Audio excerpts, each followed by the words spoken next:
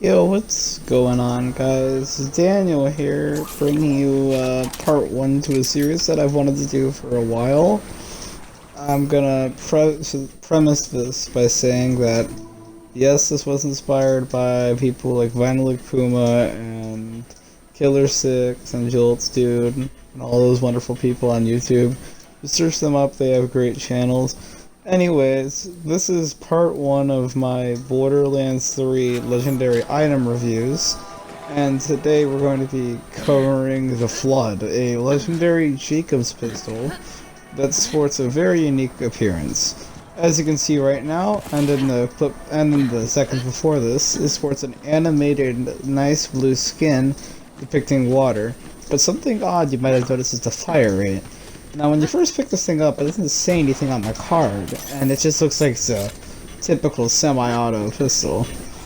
But as we can see, once we head into combat, it has an extremely high tap fire rate.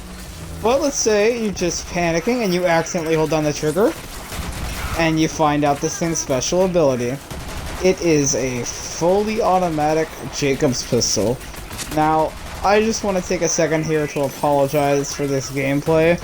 For some reason, I've recorded this like 6 times.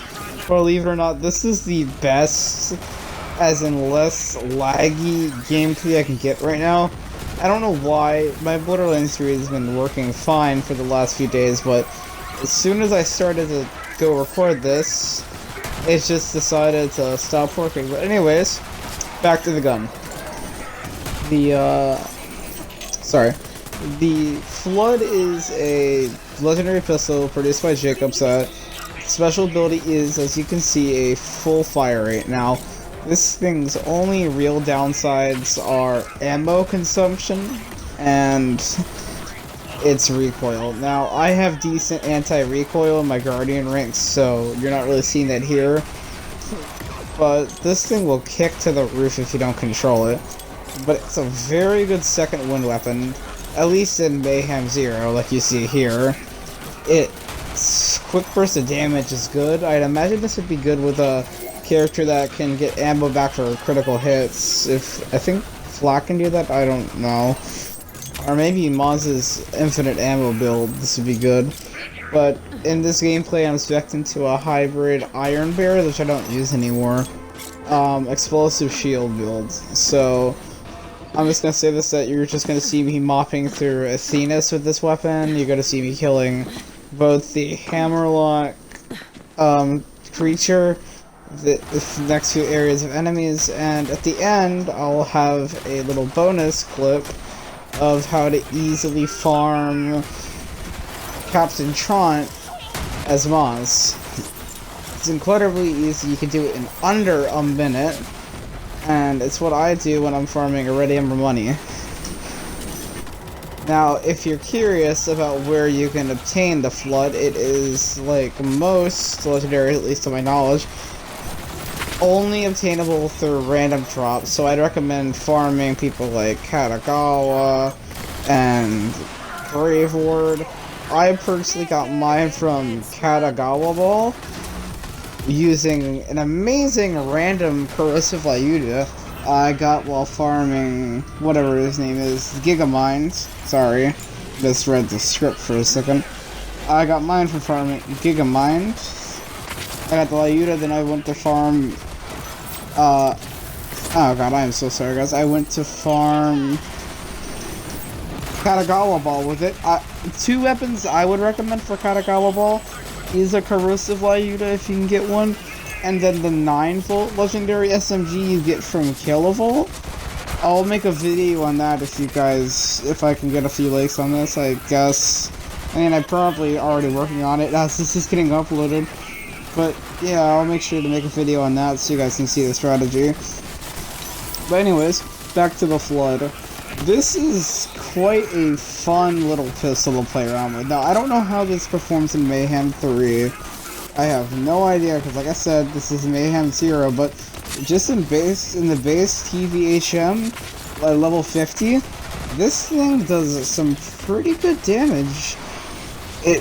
And reload's great. I have to say, if you have a build for some reason that I think one of the characters benefits from reloading, this thing is great. You are going to get some quick kills, and something I only just now realized is critical hits actually do have that bullet tracking ability, and since this thing has such a fast fire rate, you can just spray at a person's head, and it will basically disintegrate, so not only will you kill him, you'll be hitting the other people around him for more damage. Now, like I said though, the biggest weakness you're going to see here is going to be your fire rate. It's a blessing and a curse, a double-edged sword. That fire rate is amazing for when you're trying to get a second win or just do damage, but its major downside is that you really can't hit people at range with this. This thing's not going to hit at range. I mean, you can if you tap fire, but this thing's really finicky when it comes to tap firing, where sometimes it's gonna work, and you can fire one bullet at a time, other times it's just not. It's unpredictable like that. Anyways, we're moving through Athenas right now, and we're nearing, whatever his name is, the Hammerlock boss, which this thing absolutely melts, by the way. I would totally recommend this thing if you can pick it up. Like I said, it drops from any suitable loot source, so just farm someone who has good legendary drop rates, and equip a luck artifact if you have it. But yeah, this thing, to summarize, is a nice Jacob's pistol with good damage that has the special ability to ricochet bullets back at people, the basic one. But coupled with its special ability of being fully automatic, it's an amazing gun. And then you add on that nice legendary weapon skin. It is a nice gun indeed. Alright, well here you are, you're just gonna see the true strength of this thing on a mini-boss. Utter destruction. This guy is just melting right in front of our eyes. And it is a sight to behold. I have to say, this gun is definitely one of the most unique legendaries I've seen from the Borderlands series in a while, and I seriously cannot get over how fabulous this weapon skin looks on it. I wish this could be an equipable weapon skin to any other gun. Anyways, back to the gameplay, we are just kind of mopping up Athenas right now.